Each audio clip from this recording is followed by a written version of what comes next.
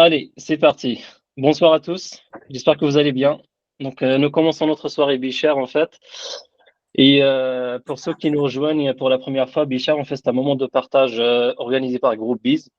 Ben, en gros, c'est des consultants en fait de la communauté en fait qui veulent partager des sujets tech. Soit c'est des retours d'expérience, soit c'est des nouvelles techno, etc. Groupies rapidement, bah, c'est un groupement des indépendants. Donc en gros, enfin en deux mots, c'est des consultants en fait qui ont décidé de travailler ensemble en fait au sein d'une communauté de freelance. Et du coup, on organise en fait, comme vous le voyez en fait, des soirées comme ça en fait de partage. Comme on a d'autres choses en fait davantage en fait que voilà, je passe la parole à Mazda en fait pour parler plus. Et après, je laisse Hicham en fait à partager son sujet. Merci Aymen. Alors moi, je fais la transition rapidement. Alors comme l'a dit Aymen, Groupe Biz, on a un groupement de freelance tech. On est 200 personnes actuellement dans la structure. On a tout type de profils, ouais, des data engineers, du cloud, du back-end et ainsi de suite. Et en fait, rapidement, on permet aux gens de les onboarder facilement en tant que freelance. Et à côté de ça, on leur fournit une communauté tech hyper intéressante, comme les talks que vous voyez tous les mois. On fait 2 talks mensuels. Et on a aussi des trainings internes, des certifications Google Cloud qui sont gratuites, et ainsi de suite. Donc, si vous avez des questions, n'hésitez pas à nous contacter, moi, Aymen, Hicham, Youssef, et ainsi de suite. On serait ravis de répondre à vos questions. Donc voilà, je passe la main à Hicham pour son talk. Merci Ayman Mazloum. Donc, je vais essayer de partager. Tac. Hop.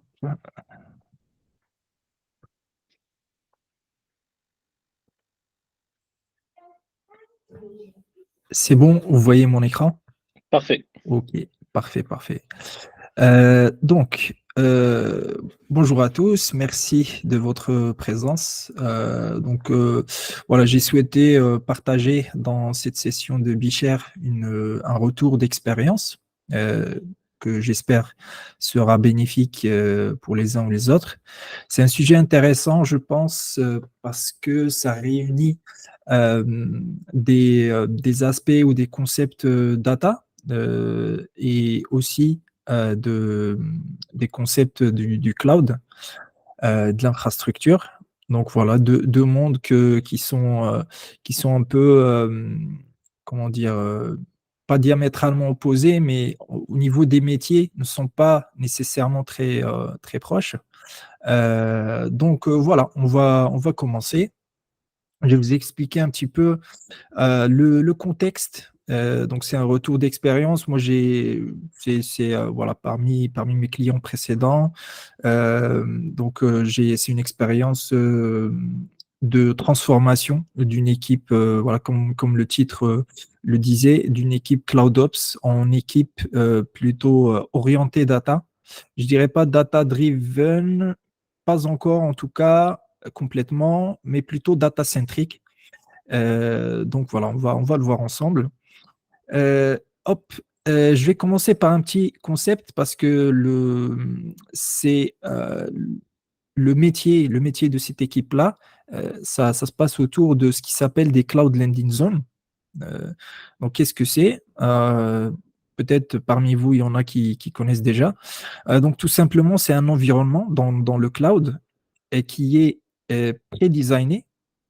D'accord? Il y a déjà ce qu'on appelle des blueprints voilà, bon, vous pouvez imaginer comme des templates ou des choses prêtes à être utilisées, pré-designées pour la sécurité, pour être sécure, avec des standards connus.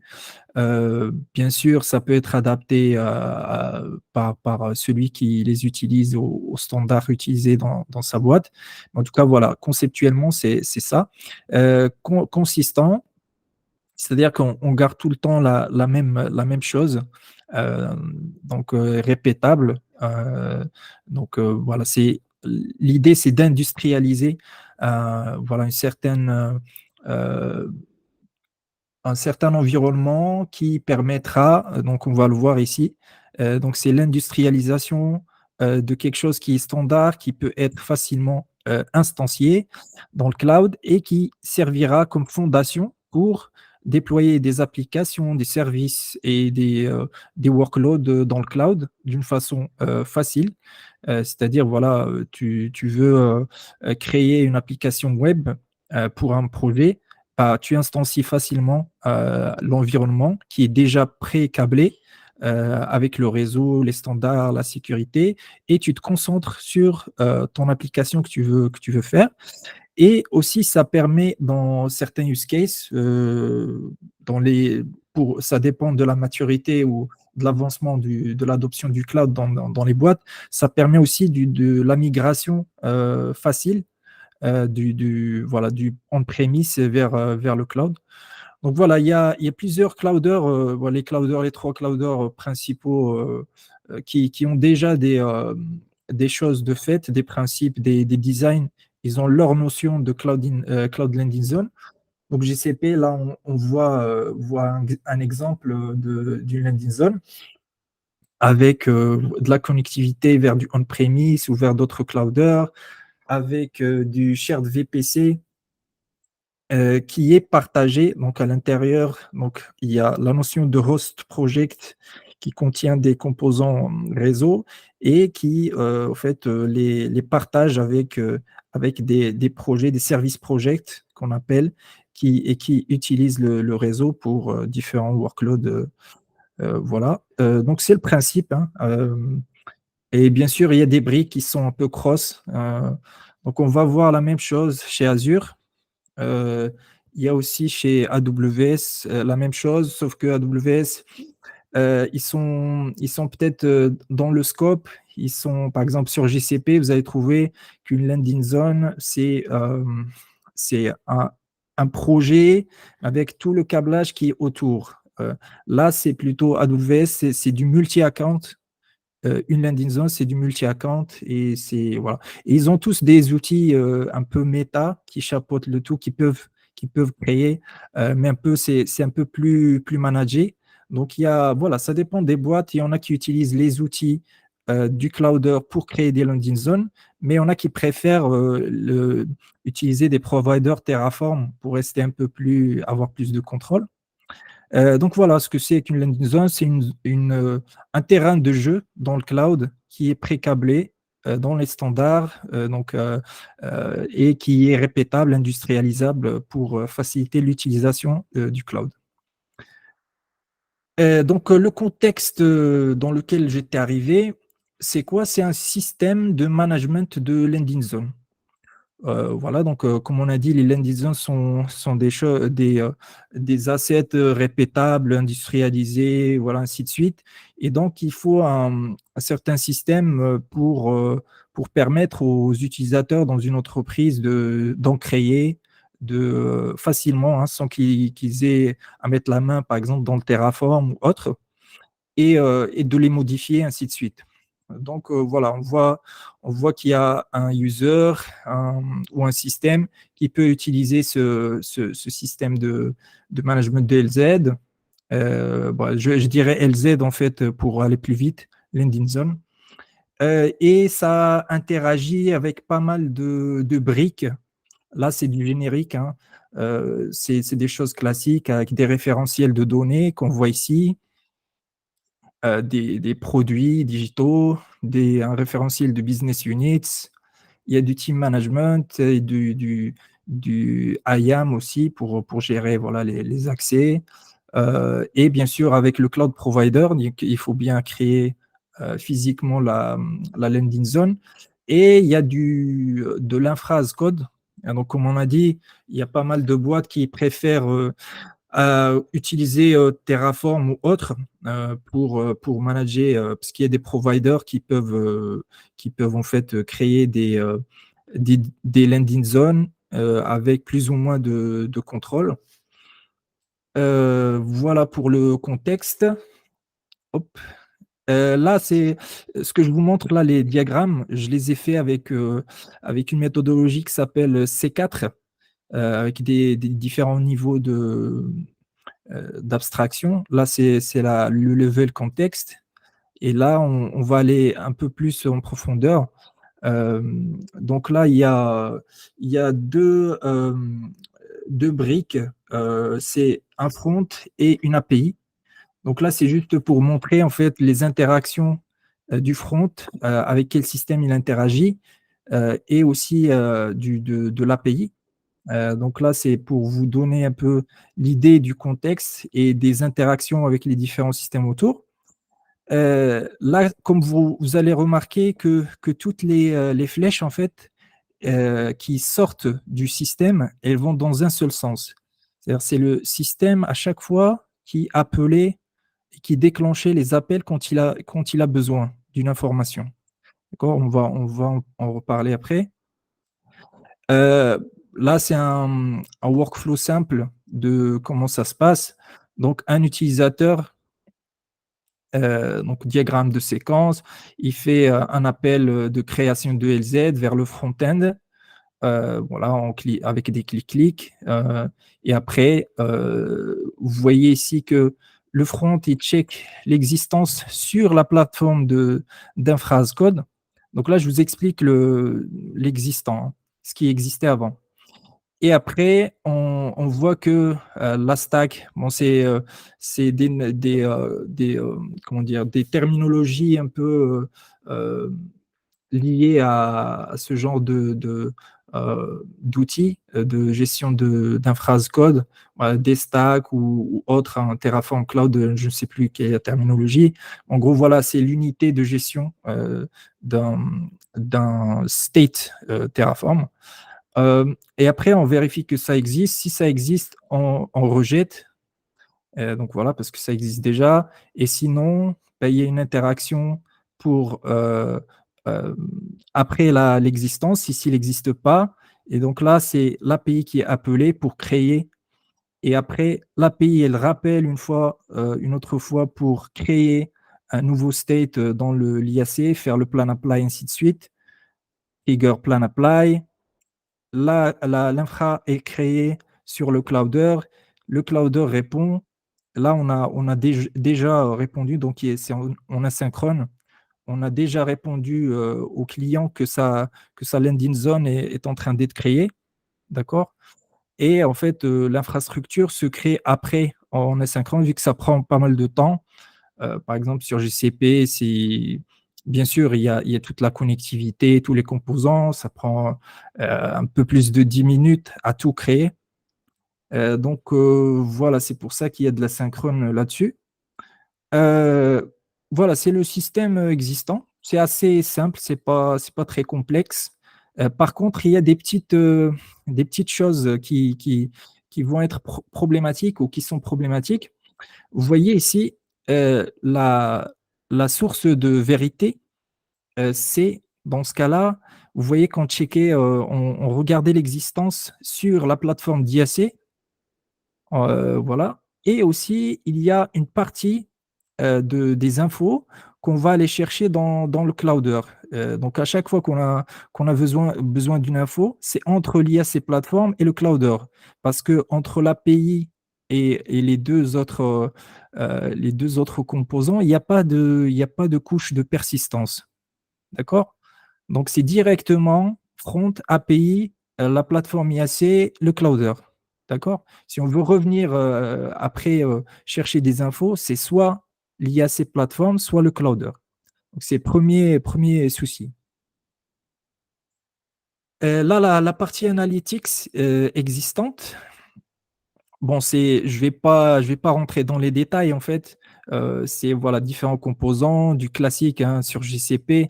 Là, il y a deux autres clouders par exemple et qui sont gérés en mode du mirroring quoi, du get et du populate sur le storage sur BQ. GCP c'est un peu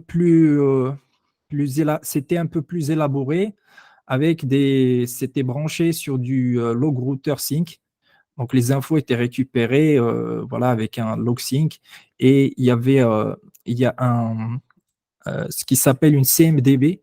C'est une base de données où il y a les assets. Voilà, donc c'est quelque chose de classique dans les archives d'entreprise.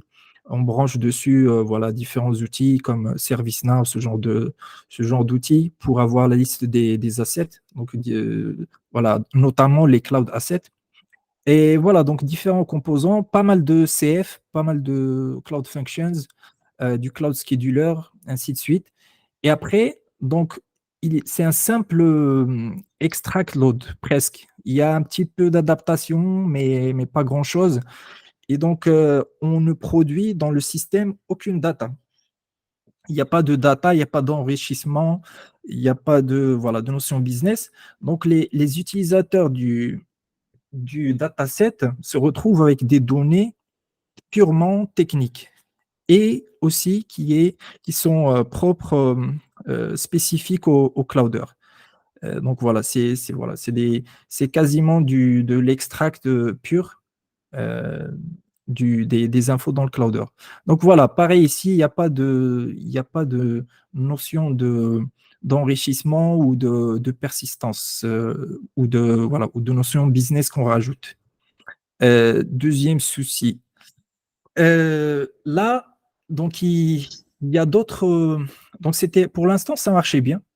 Il n'y avait pas nécessairement de besoin pour modifier tout cela. Donc ça marchait bien, tout le monde était content, c'était suffisant. Mais donc on voulait apporter plus de valeur. Donc pas seulement être l'intermédiaire entre le clouder et les utilisateurs. Et donc il y a deux changements dans l'industrie en général, hein.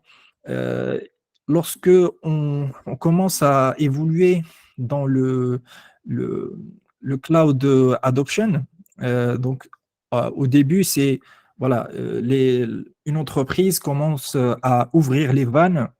Tout le monde va, pour faciliter à tout le monde d'aller sur le cloud, faire des protos, voilà, essayer euh, voilà, de la migration, euh, lift and shift, ainsi de suite. Et voilà, tout le monde commence à aller dans le cloud. On évolue petit à petit jusqu'à aller vers du cloud first. Donc voilà, le cloud first. Et après, au cas par cas, étudier la possibilité de rester on-premise ou de faire d'autres solutions. Euh, et bon, aller encore plus loin sur de l'hybride ou du multi-cloud, c'est d'autres niveaux encore. Donc, il y a ce changement-là de stratégie ou de paradigme de cloud adoption. Et il y a également toute la partie data. Donc, il y a des changements au niveau de l'organisation data dans l'industrie. Il y a pas mal de monde. Vous avez peut-être entendu parler du data mesh. Donc, voilà, il y a un modèle qui commence à vieillir un peu, mais voilà, qui marche toujours, hein. Le data warehouse, où la donnée est centralisée dans des data warehouse, dans des grands data warehouse. Et voilà, et tout le monde vient se plugger dessus, se servir. Il y a des data marts, ainsi de suite, plus spécialisés, vers un modèle où c'est plus décentralisé. Donc, comme si vous voulez, les microservices ou les architectures orientées services pour l'applicatif, là, c'est pour la data. Et donc, par domaine, voilà, il y a un data ownership, il y a des data products, ainsi de suite.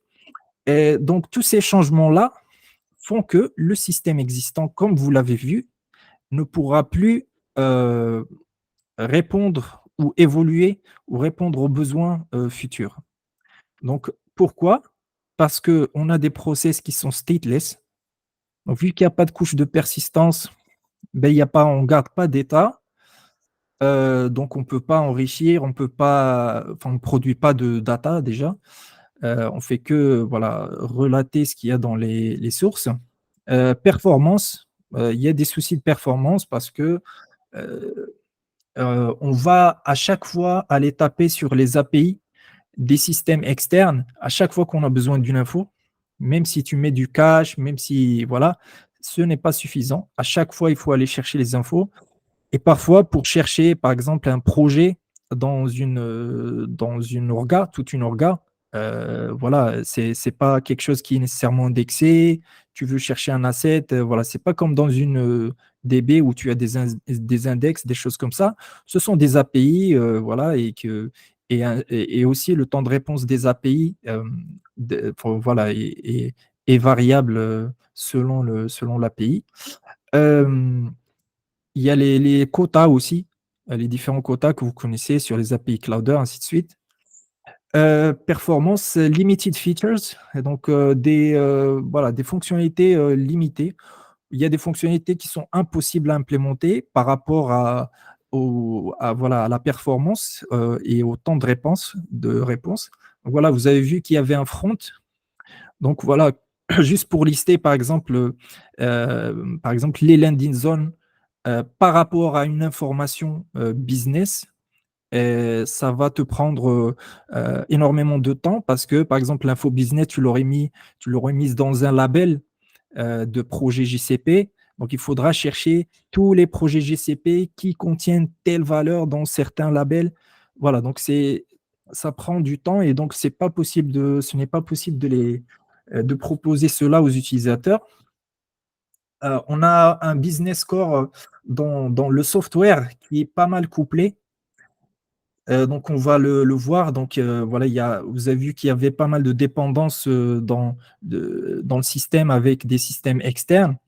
Et donc, dans le software également, il fallait travailler des choses pour ne pas rester dépendant des changements par-ci ou par-là des différents composants internes dans la boîte. Il y a pas de complexité ou comment dire, on ne peut pas lier certains assets entre eux par juste par l'imitation de ce qu'il y a dans les API. Par exemple, sur GCP, on ne peut pas lier une landing zone, un projet, avec le projet qui lui partage le réseau.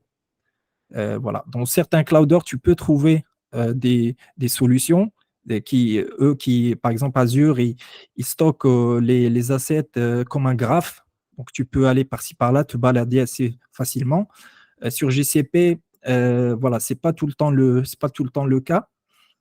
Voilà, donc il y a aussi la relation entre les assets techniques et les assets business.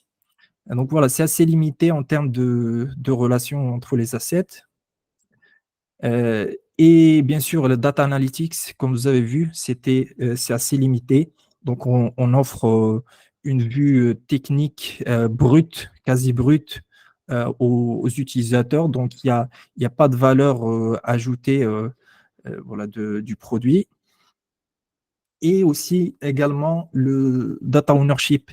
La notion de data ownership qui est liée à, voilà, quand on se rapproche vers un modèle distribué, non centralisé d'une organisation data, ben, il faut que chaque produit soit comment dire, owner, responsable de la qualité, sécurité, ainsi de suite, de sa donnée qu'il génère. Donc déjà, il n'y a pas de données générées propres et donc il y a encore moins de ownership de données. À chaque fois que il y a une mauvaise qualité de données, on va remonter à la source. Ce n'est pas le système, c'est la source, de la source que vient le problème. Sachant que ça peut être les process aussi hein, qui génèrent le souci. Jusque-là, ça va? Il faut tenir, c'est un peu intense, il y a pas mal Ça va, pas mal t'inquiète. d'infos. Très bien. Ok, donc comment je m'y suis pris? Bon, il faut savoir que voilà, j'ai fait le lead de cette transformation-là sans nécessairement, comment dire, avoir un vrai projet de bout en bout de transformation. C'était une transformation au shadow, comment dire, et vous allez voir d'une façon un peu seamless, smooth, sans pour autant avoir quelque chose de dédié pour ça. Alors, donc, première étape, c'était de revoir le modèle business voilà, le business object model des assets qu'on a. Qu'est-ce qu'on gère comme objet business? Voilà, ça, c'était la première chose à savoir déjà. Bon, bien sûr, on gère des landing zones, mais il faut savoir vraiment les entités, qu'est-ce qu'on va proposer comme entité euh, en termes voilà, de business par rapport à... parce qu'en fait, il y avait, heureusement, il y avait déjà un travail d'architecture d'entreprise qui a été fait et il y avait un domaine et un bloc business dédié à l'activité de de ce domaine-là. Donc, il fallait juste déclarer, définir les objets, les entités pour les insérer dans ce domaine-là. Euh, Après, bien sûr, le data modeling, logique, physique, voilà, on a parlé du software. Il fallait faire un redesign quelques briques, bien sûr, pour exploiter les nouveaux modèles. Et après, donc, dernièrement, implémenter des nouvelles features pour prouver que ça apporte de la valeur, pas que sur l'existant, mais dans le futur.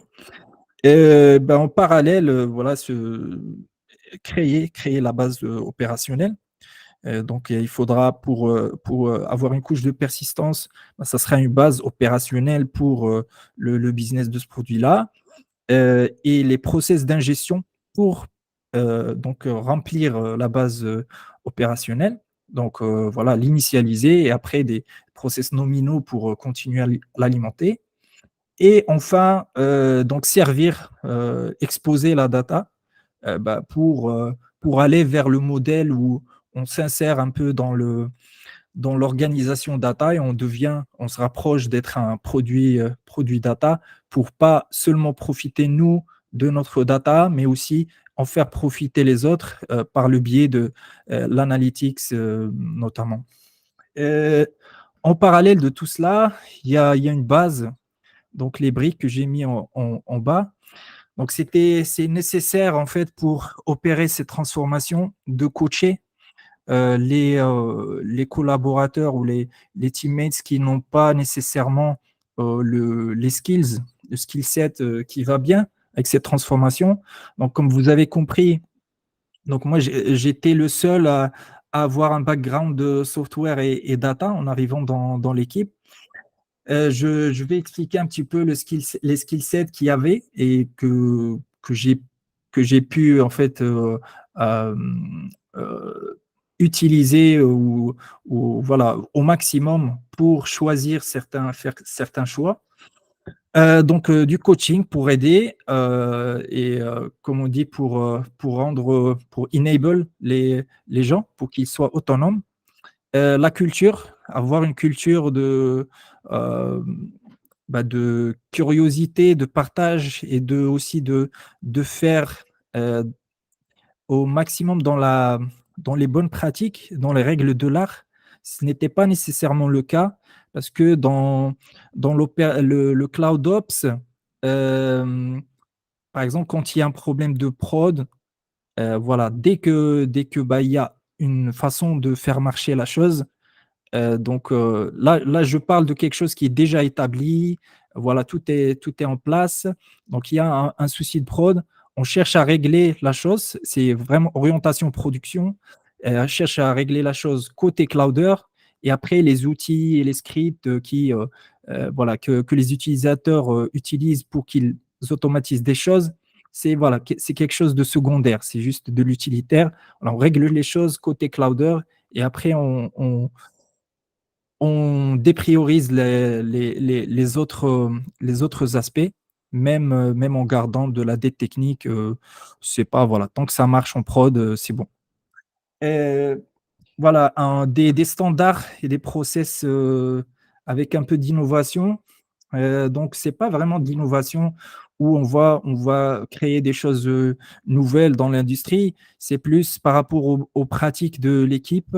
Donc, essayer d'utiliser au maximum les standards de l'entreprise pour ne pas réinventer des choses, voilà, pour externaliser euh, certains aspects de cette transformation vers d'autres équipes. Par exemple, s'il y a une équipe qui gère les conteneurs, par exemple, on va utiliser les conteneurs. S'il y a une équipe qui gère des outils de data, on va essayer de les utiliser. Comme ça, en fait, nous, on se concentre sur voilà, notre cœur de transformation. Donc, on va le voir après. Et dernièrement, et c'est pas la chose la plus banale, c'est de comment gérer la résistance au changement. Donc, je l'ai vécu, pas que dans ce contexte-là, mais il y a souvent de la résistance au changement, donc qu'il faut gérer, voilà, d'une façon ou d'une autre selon les cas, et être pédagogue, ainsi de suite. Donc, le coaching, par exemple, ça peut aider d'être pédagogue dans la façon de présenter les choses, de faire des POC, ainsi de suite. Et verticalement, j'ai mis un peu les phases. Donc, pourquoi j'ai mis verticalement? Parce qu'il y a pas mal de briques ici qui vont être faites d'abord en se concentrant sur le clouder principal, donc sur l'existant, et après, aller vers une approche plus cloud agnostique. Parce que finalement, comme vous avez vu, les landing zones sont une notion qui existe chez pas mal de clouders avec des grosses briques conceptuelles qui se ressemblent. Par exemple, la partie voilà, sécurité, partie connectivité, voilà, et pas mal d'autres briques qui se ressemblent. Et on peut arriver éventuellement à un modèle qui utilise ces choses-là, mais qui utilise également des notions propres au business de la boîte en question. Parce qu'on a dit que, voilà, que c'est quelque chose qui est adapté, qui doit être adapté au business de la boîte, qui va contenir des infos organisationnelles, des infos voilà, des différents, pour du FinOps par exemple, et autres. Voilà. Est-ce que vous avez des questions jusque-là? Oui, je propose qu'on avance et après peut-être on Ouais. posera la question. Comme ça, Ok, en fait, ça on marche. tient l'heure. Ok, bon, bah, allons-y. Donc, la partie où on va un peu crafter tout ça. Hop. Donc, enfin, il y a beaucoup de choses qui ont été faites, mais je vais me concentrer sur les aspects data, sur certains aspects voilà, en particulier. Donc, comment j'ai sélectionné l'engine de base de données pour la base opérationnelle?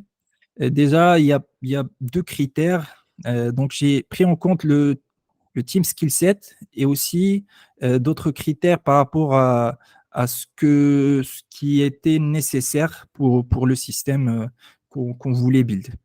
Donc, le team skill set, moi je parle de data et aussi un peu des notions de développement, mais simples. Donc, il y a du SQL Intermediate, du BigQuery. Vous avez vu qu'il y avait déjà des datasets BigQuery.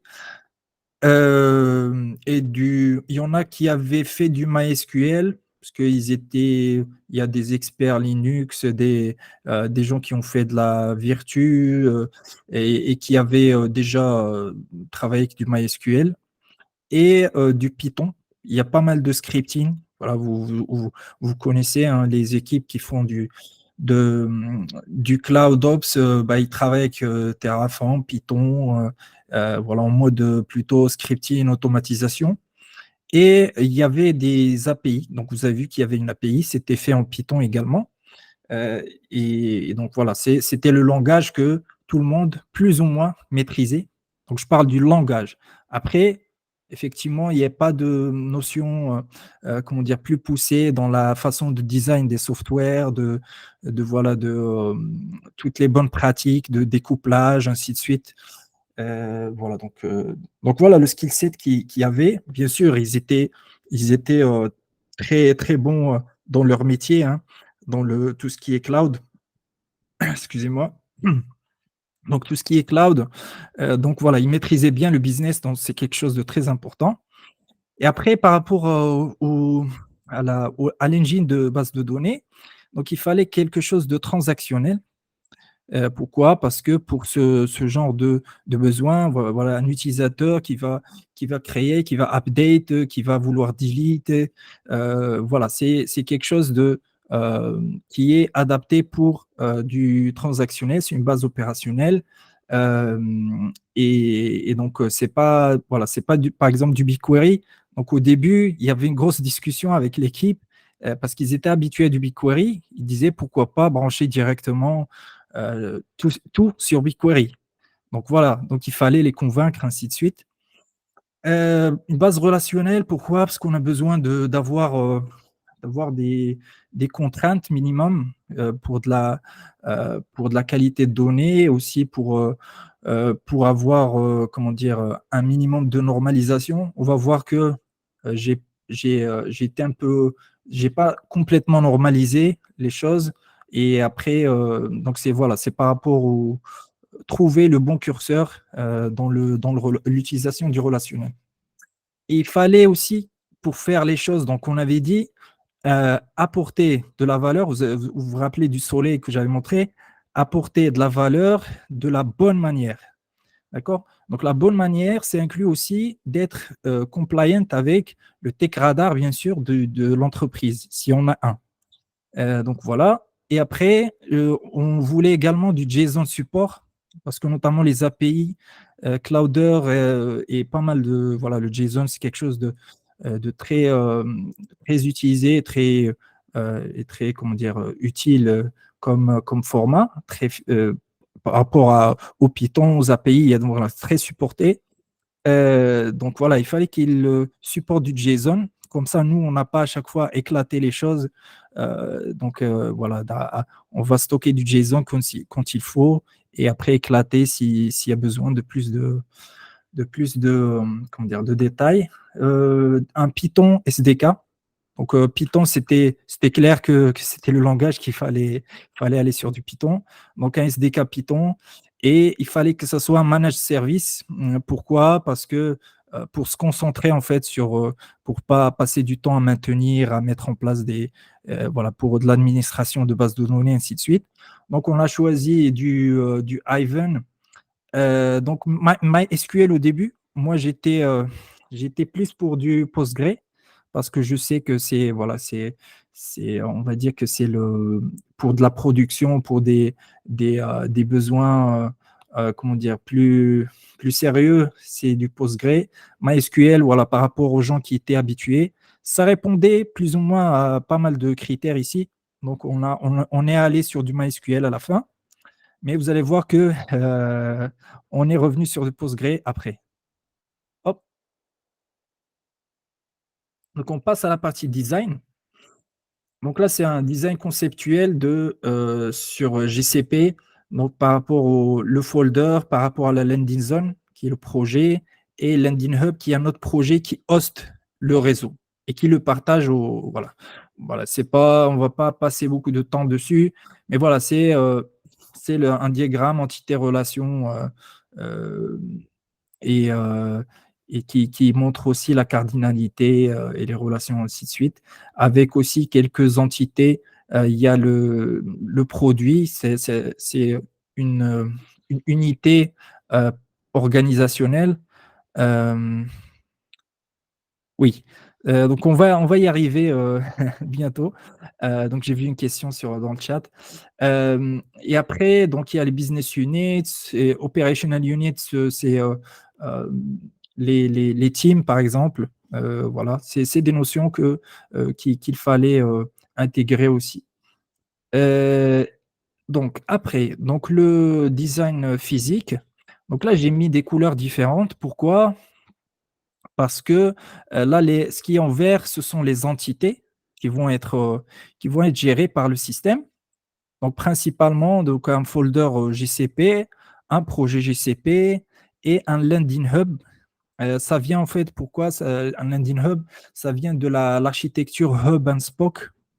En gros, tu as un hub où tu as tes composants réseau, le réseau, et il le partage à des SPOC, à des services project ou des projets qui vont utiliser le réseau. Voilà. Et après, il y a des datas un peu satellites.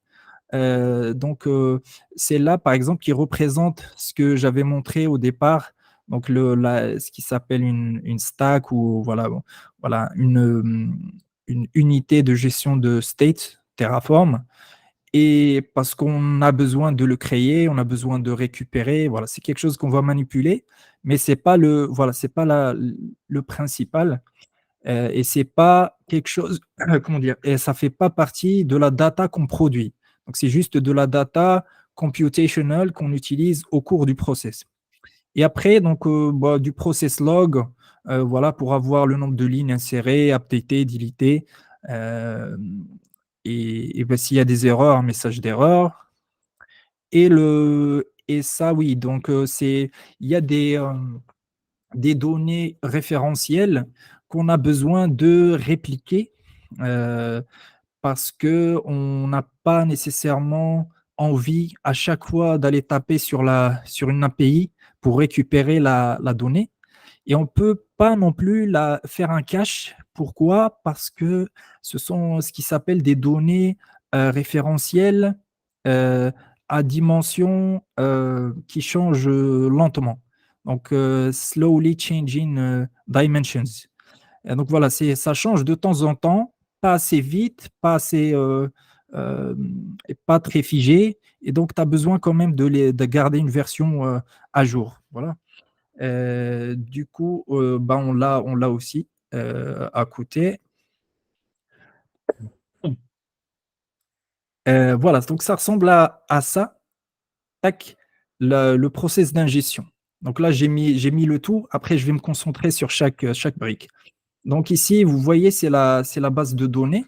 Donc où il y a les différentes tables des entités que je vous ai montrées. Voilà, elle est centrale. Après, à gauche, euh, donc c'est la partie event euh, de l'ingestion. Donc vous voyez le clouder ici, Google Cloud.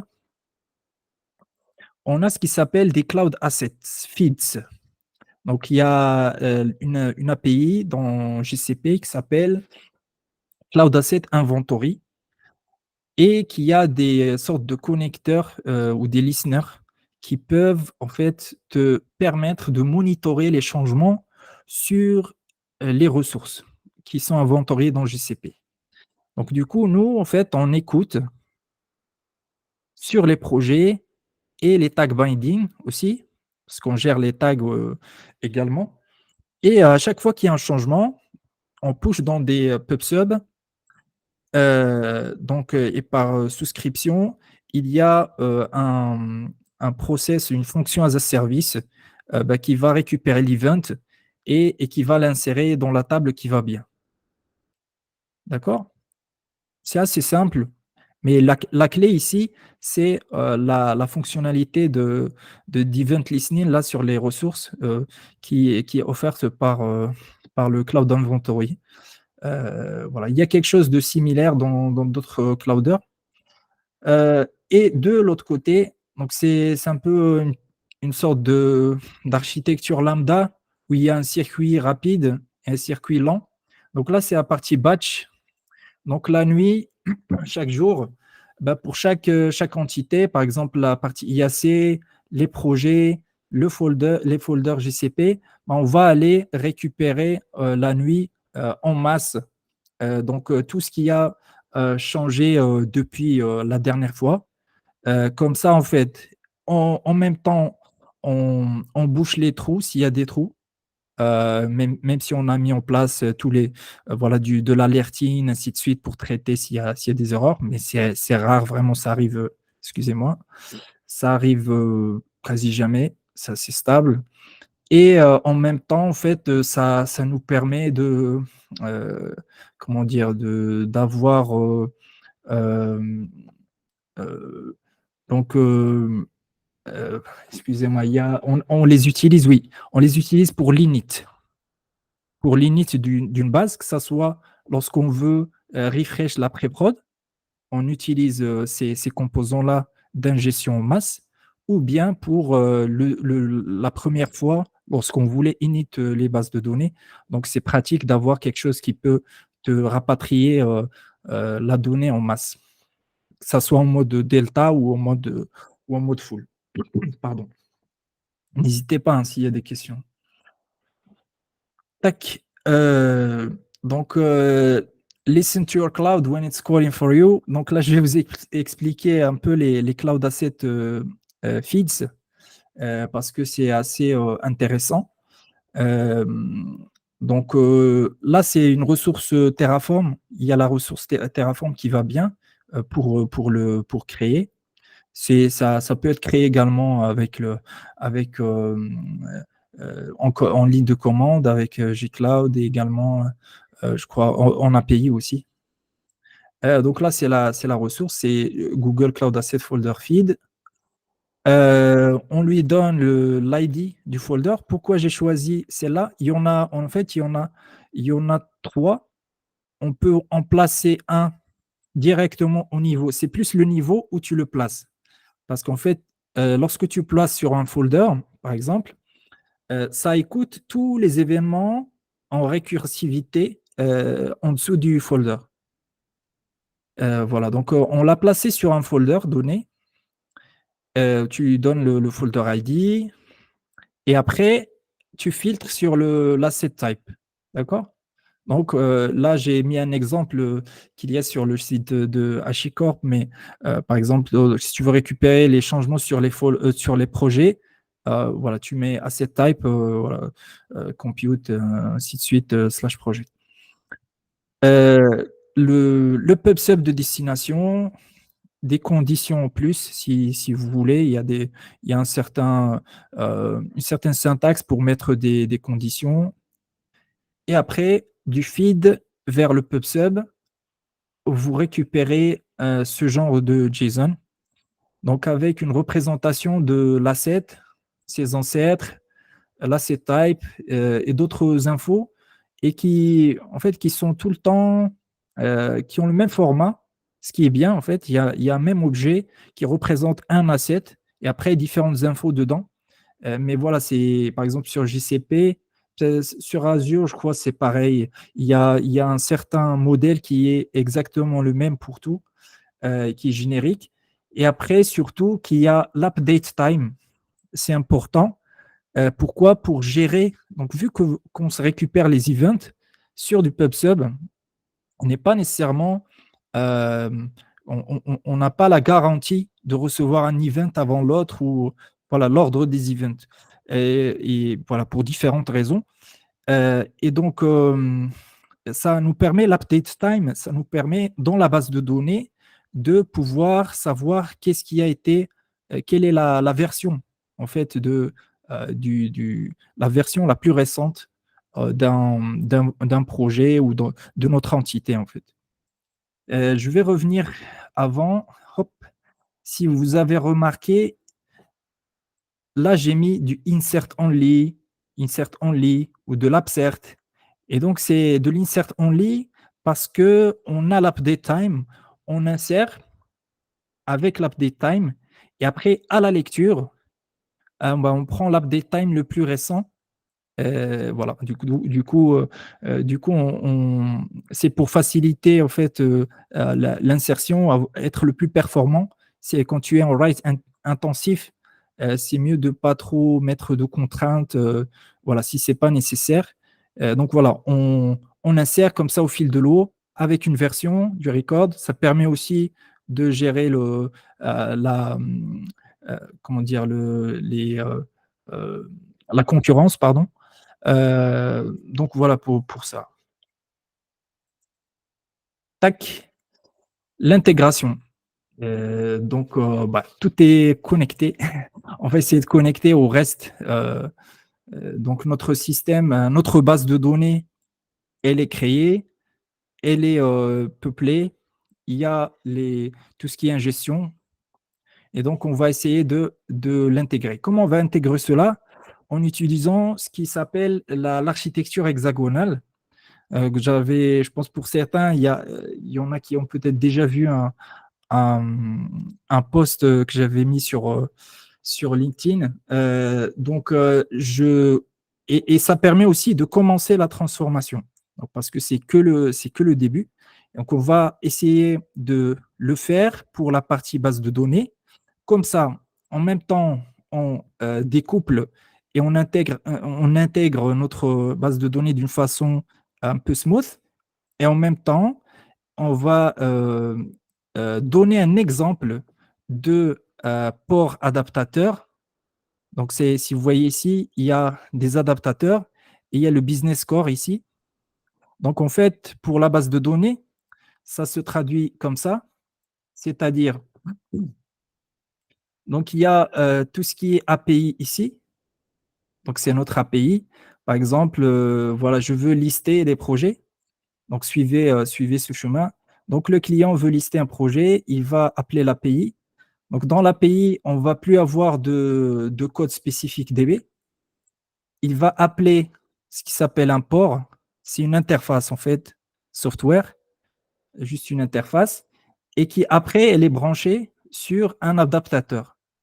Et c'est dans l'adaptateur qu'il y a le code spécifique à l'engine de base de données. D'accord? Par exemple, dans le port, vous allez trouver, je sais pas, par exemple, liste project.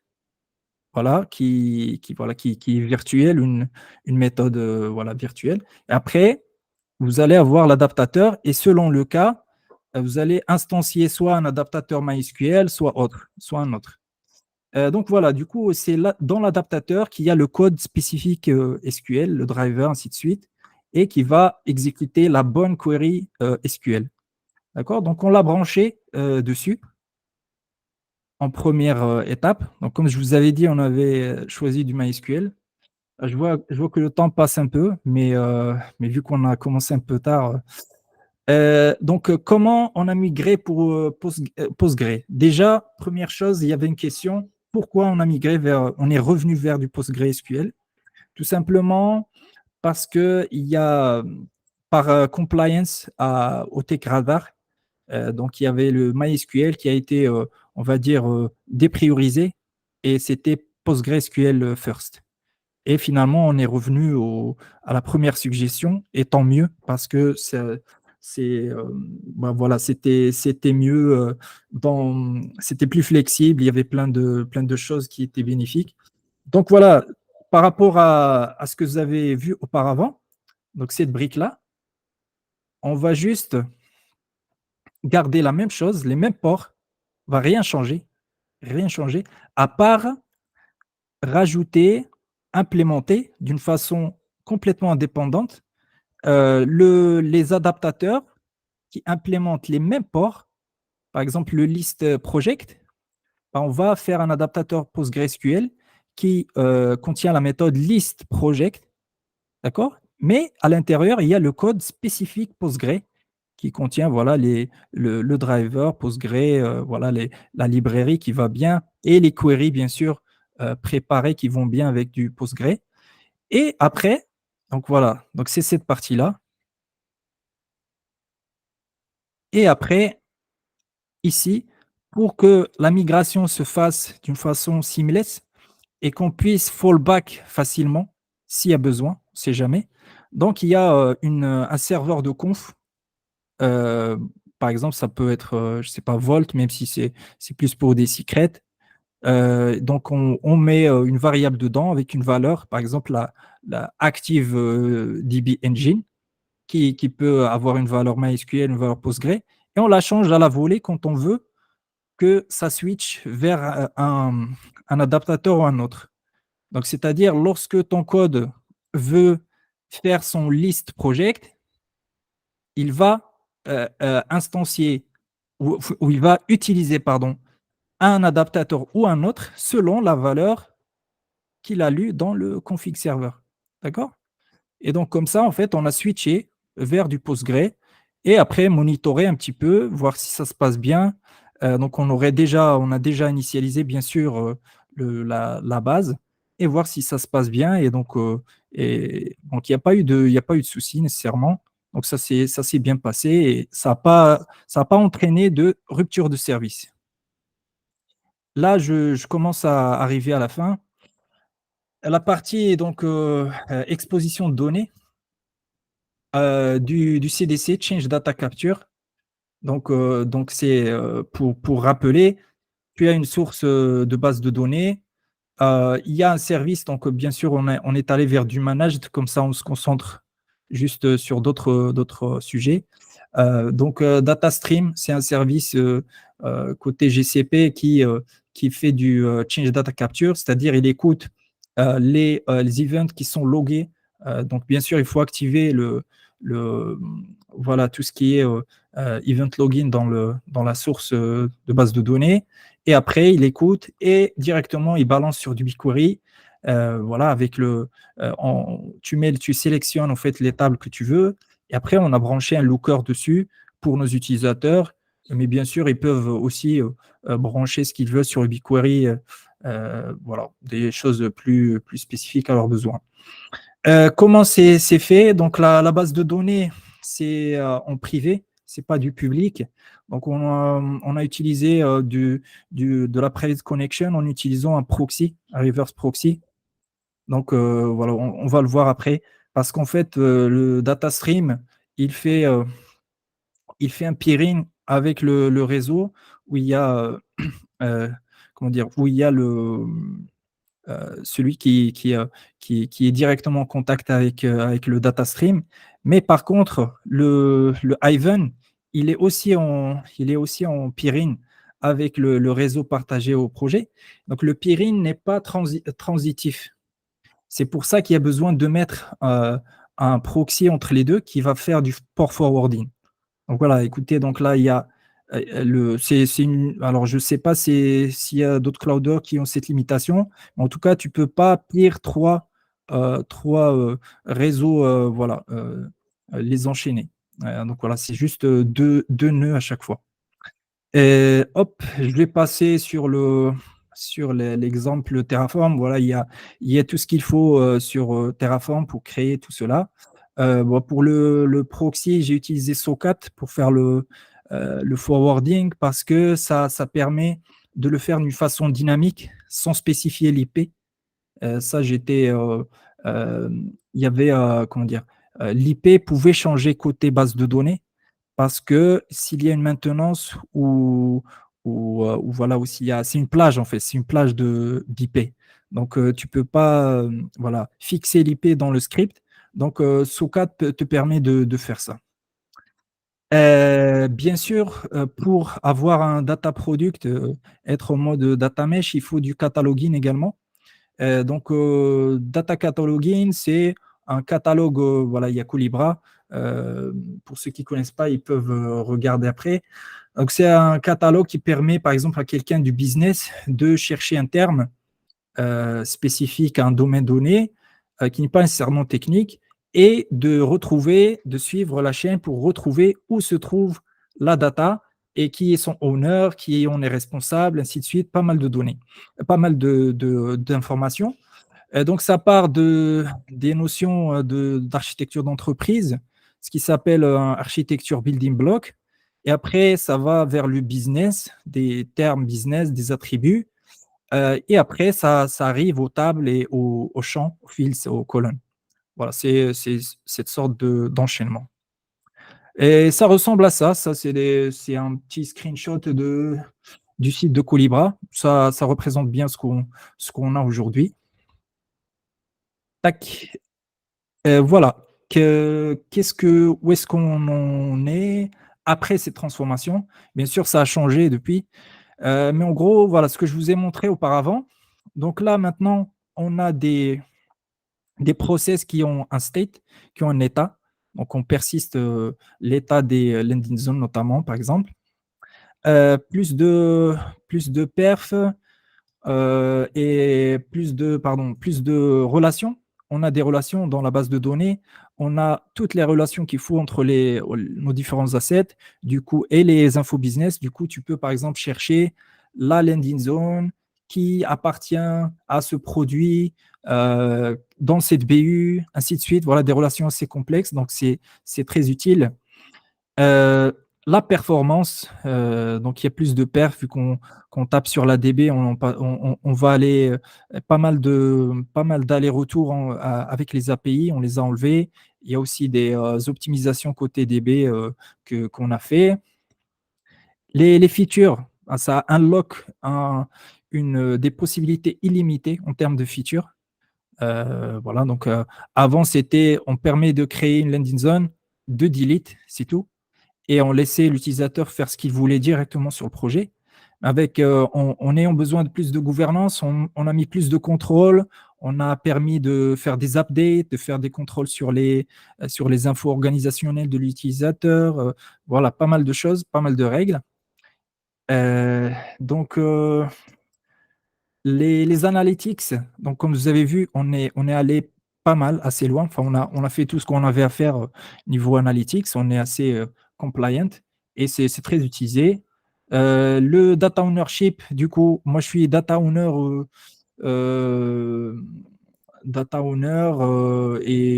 et bah, ça, voilà, ça peut peut-être changer, mais parce que ce n'est pas nécessairement mon rôle. Mais le data ownership, c'est la responsabilité d'assurer la qualité de la donnée, tu es le point de contact, d'assurer la sécurité, les niveaux de sécurité, GDPR, ainsi de suite. C'est tu es le contact et le garant. Hop, voilà, slightly coupled core. Ça n'a pas complètement disparu parce que vous avez vu que l'architecture hexagonale, on a juste travaillé la partie connexion DB. Il y a encore d'autres choses. Hop, et le data ownership, c'est bon. Donc voilà, on est proche du but voulu. Voilà, qu'est-ce que j'ai appris personnellement? Je pense qu'il y a pas mal de leçons qui peuvent être que vous avez peut-être déjà apprises dans d'autres circonstances. Voilà, première chose, il faut avoir une vision. Donc déjà, avoir une vision claire. Moi, quand je suis arrivé, après 2 mois, j'avais une vision claire de ce qu'il fallait faire. Donc j'ai partagé ma vision. J'ai été factuel. Il faut être factuel. Pour convaincre le management, être factuel. Et ça permettra d'avoir un sponsor. C'est très important, le sponsorship, d'avoir quelqu'un derrière qui va faire voilà, selon le cas, le forcing, qui va promouvoir, lorsqu'il y a des litiges, il va intervenir, ainsi de suite, qui va donner du poids à cette transformation. Il faut donner aux collaborateurs, aux gens qui travaillent sur la transformation, tous les outils nécessaires pour qu'ils soient autonomes et qu'ils soient aussi acteurs et qu'ils se sentent bien qu'ils ne soient pas seulement spectateurs. Donc, enable people, voilà. Et faire des changements en, faisant le moins possible comment dire, des ruptures de service ou des régressions, des choses comme ça, parce que ça enlève tout l'effort que vous avez fait pour convaincre. Et ben en fait, ça diminue. Voilà, il y aura plus assez de confiance là-dessus. Donc voilà, essayez d'être le plus transparent possible en termes d'impact. Be the change. Voilà, il faut être le premier pour lead, surtout si vous êtes en mode pas un leadership organisationnel par rapport à la hiérarchie. Donc, si vous n'avez pas le pouvoir d'être hiérarchiquement supérieur, on va dire, pour avoir le pouvoir de décider, ben, en fait, il faut plus incarner le changement. Comme ça, on est leader par l'exemple. Voilà, c'est fini. Bon, j'espère que je n'étais pas trop long. Voilà, c'était un peu intensif, hein, mais bon, il fallait bien aller vite. Voilà, si vous avez des questions, n'hésitez pas. Je vais boire un petit peu d'eau. Ouais, merci Hicham. Très, très, très intéressant. Et je passe la parole en fait à ceux qui ont des questions, qu'on s'en profite. J'ai vu en fait une main levée de. Je le vois pas. Bah, Lydie, en fait, tu peux parler directement. Ok, bah si on n'a pas, en fait, je pose. Ouais. Moi, je voulais juste revenir sur la. C'est Badreddine qui parle. Merci déjà pour la présentation. Moi, je voulais revenir sur la question que je vais poser concernant ce rollback de MySQL vers Postgre. Oui, Euh, et j'ai pas tout à fait saisi oui, la réponse. oui. Donc, en fait, c'était plus un changement, comment dire, euh, de politique par rapport aux outils, en fait, tout simplement. Mais c'est vrai que pour de la production dans une entreprise et pour ce genre de cas, Postgre, c'est l'idéal, même au niveau des data types, au niveau de la stabilité, des différentes extensions qu'il y a, des compatibilités, de la performance, c'est ce qui se fait de mieux aujourd'hui, PostgreSQL. Ça tombait mieux. C'était imposé, enfin pas imposé, mais on va dire que on voulait être compliant, comme j'ai dit, on voulait faire les choses d'une façon propre, compliant. Euh, voilà, c'est pour ça qu'il y a eu je ne dirais pas un rollback, mais plutôt une migration. Voilà, ça nous a permis d'entamer la transformation du software également pour découpler le corps. Donc, tant mieux, hein. J'ai profité de toutes les occasions pour, pour faire ma petite transformation, voilà, doucement. Ok. Oui, Vas-y, Est-ce que... Abdelrahmi, en fait. Ouais. Ouais, pardon. Oui, mais merci beaucoup pour la presse. C'était un travail colossal. Du coup, ma question est, j'ai pas bien saisi la bascule du cloud provider Google Cloud vers hein. du cloud agnostique. Ou vous Oui, l'avez pas encore implémenté ou... oui, exact. En fait, c'est quelque chose de. euh, il- oui, il y a la partie modèle. Ouais, je reviens sur la partie roadmap. Tac, voilà. Donc, on va dire que le data modeling est fait. Donc, c'est juste pour dire que c'est faisable et c'est quelque chose qui n'a pas pris beaucoup de temps. Il fallait juste se mettre d'accord sur certaines notions, comment dire, qui peuvent porter à confusion en terminologie entre un clouder et un autre. Mais on savait, vu qu'on avait le business model, on savait sur quoi on devait mettre l'accent, enlever tout ce qui est propre au clouder du modèle. C'était plus une question de terminologie, franchement, de nom de colonne. Par exemple, un project, tu vas plus l'appeler un project, tu vas l'appeler comme l'unité, comment dire, qui est au centre de la landing zone. Par exemple, si c'est de l'AWS, ça sera un account. Si c'est de l'Azure, ça sera une subscription. Voilà, c'est ce genre de choses. Mais on va juste l'appeler, par exemple, alors je ne sais plus quel est le nom, mais en tout cas, on a choisi un nom qui n'est pas lié au clouder. Voilà, tout simplement. Landing zone, je crois. On a choisi landing zone, tout simplement. D'accord. Voilà. Voilà. Et donc là, en ce moment, c'est software et design. Donc voilà. Parfait. Moi, je me permets en fait une question, Hicham. Mhm. Sur un schéma, en fait, tu as montré, il y a deux. Sur la partie data, en fait, tu as montré qu'aujourd'hui, en fait, il y a un modèle qui commence à vieillir un petit peu. C'est la partie centralisation de la data, en fait, au sein d'un projet. Mhm. Et après, on s'oriente un petit peu vers un modèle plutôt data mesh, en fait, un modèle décentralisé.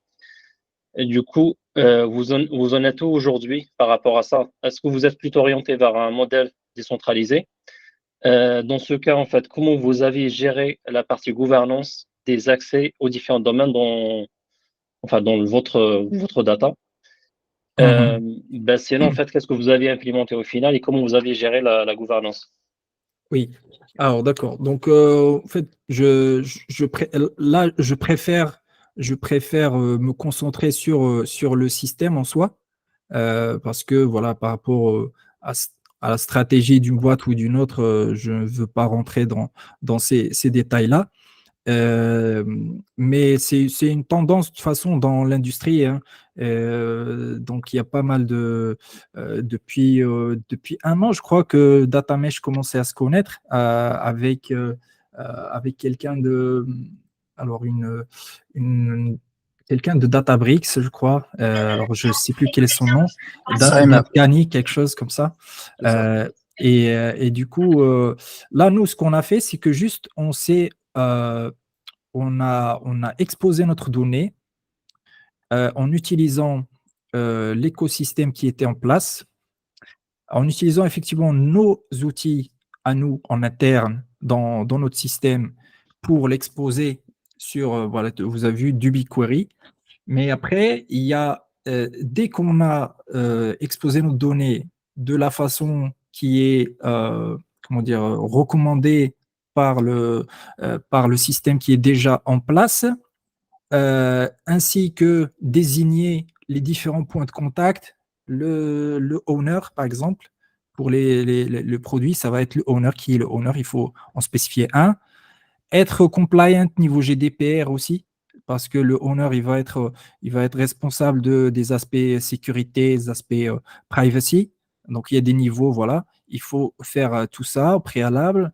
Et bien sûr, gérer, avoir l'ownership aussi technique, c'est-à-dire en interne, un tech lead, par exemple, qui va maîtriser tout l'ETL de bout en bout, et qui pourra répondre s'il y a des questions de son data owner, pour lui donner voilà, tout le chemin que fait la data. Voilà, on a fait un travail plutôt sur l'outillage pour ramener la donnée de la bonne façon. Et après, le reste, c'est tout l'écosystème qui était déjà en place. Voilà, les métadatas qui vont remonter directement vers le catalogue. Voilà, et ça fait que on rentre dans le moule, que la boîte soit en data mesh ou pas. Voilà, tu es en tant que produit, voilà, tu essaies de faire de la bonne manière qui est recommandée dans l'entreprise, et automatiquement, tu vas t'insérer dans le système qui est en place. Voilà. Parfait, merci. De toute façon, ça fera une belle transition en fait pour le prochain sujet. Justement, en fait, là, on va parler sur un produit Google en fait qui propose en tout cas de centraliser la gestion des accès à la data, pardon. Yes. Je pense qu'on a d'autres questions.